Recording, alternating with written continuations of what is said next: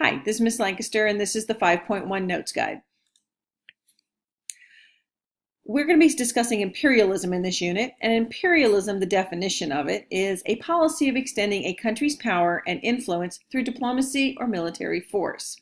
It's at this time in history that the United States is wanting to extend an arm around the world and start controlling other countries, much like Great Britain had controlled us during the colonial period.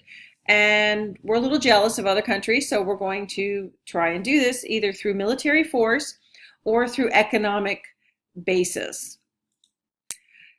In this unit, in Standard 5.1, we will analyze the development of American expansionism, including the change from isolationism to intervention, getting involved in other countries, which we are very much involved now, and we've discussed that in class, along with the reasons and rationales for imperialism, why we got involved in imperialism. And the whys are, we base it on social Darwinism, expanding capitalism, and domestic tensions. Okay, so let's review some vocabulary here. Let's talk about that social Darwinism. Social Darwinism, if you'll remember, goes back to Standard 4, and it's based on Darwinism, which is survival of the fittest.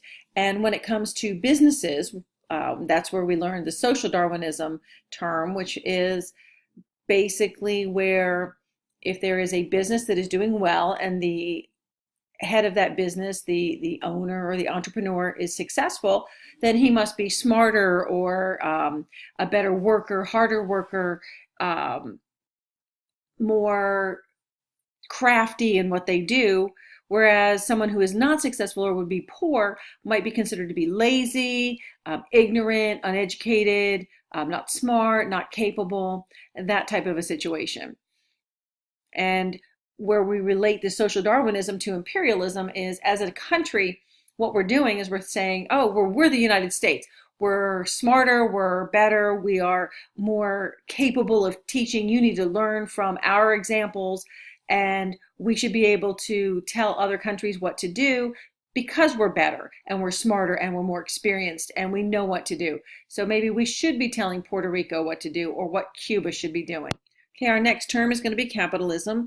And as we learned in Standard 4, capitalism is technically defined as where the factors of production are owned privately. But for our purposes here, capitalism is going to be talking about our United States economic system and the fact that we want to sell our goods overseas. And that's one of the biggest reasons that we want to be imperialistic, is we need to find a market for our goods and our products overseas, as well as raw materials. We're in a search for raw materials, and one of the biggest ones that we're going to discuss in Standard 5, or at least in 5.1, is sugar. Okay, now let's move on from our vocabulary to our next slide, which is from isolationism to imperialism. And this is where we, as a country, move from being very focused on ourselves to obviously to imperialistic and trying to rule other countries. But we're going to go way back down, way back to 1797, when George Washington, our first president, is in the process of retiring and leaving office, and he gives an address to the United States, and he urges the United States to stay out of everyone else's business and to focus on our own domestic side.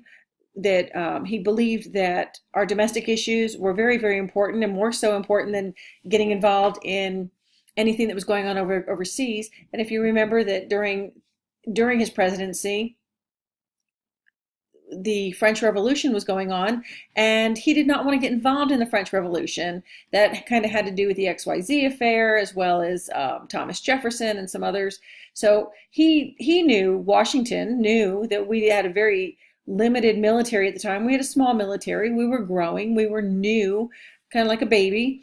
And we really couldn't be getting involved in other people's business. And so he really urged the United States to stay focused on ourselves and stay out of other people's businesses and the problems that were going on overseas.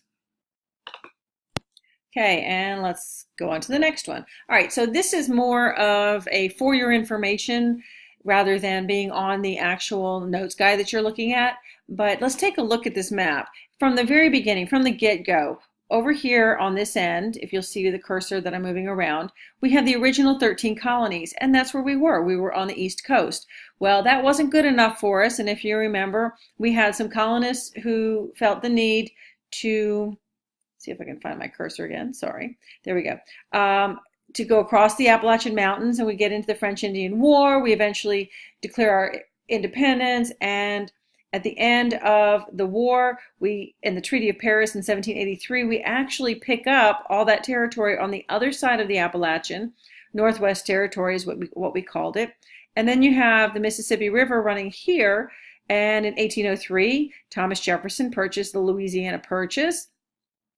And we keep moving and moving and moving. And if you see, we picked up that little notch up there at the top of North Dakota in 1818. In 1846, we got the Oregon Treaty, the Oregon Territory based on a treaty with Great Britain.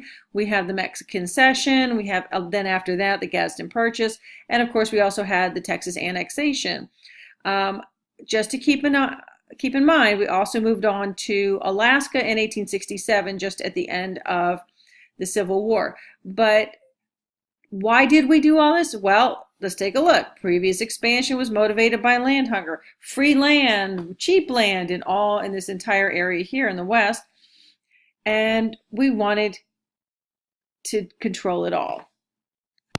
Okay, so now let's keep going on, and we'll talk about the rationales or reasoning or reasons for imperialism. Let's talk about expanding capitalism. Obviously, it says the United States needed new markets. If you'll notice, I've gone ahead and highlighted new markets to sell goods, products, because of the surplus from the Industrial Revolution, and we needed raw materials. So I really want you to understand that it was all about expanding capitalism. We wanted new markets, needed new markets for our products, and we wanted those raw materials. And the sugar, if you look in the pictures, sugar cane was grown in Cuba, and that was one of the reasons for getting involved in Cuba. Some more reasons or rationales for imperialism were those domestic tensions.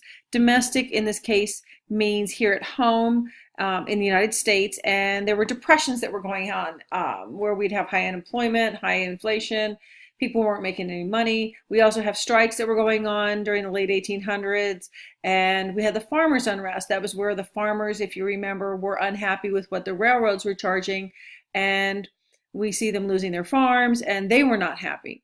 This move for imperialism would help us build overseas markets where we could sell those manufactured goods that we created during the Industrial Revolution, and the produce and products could be sold.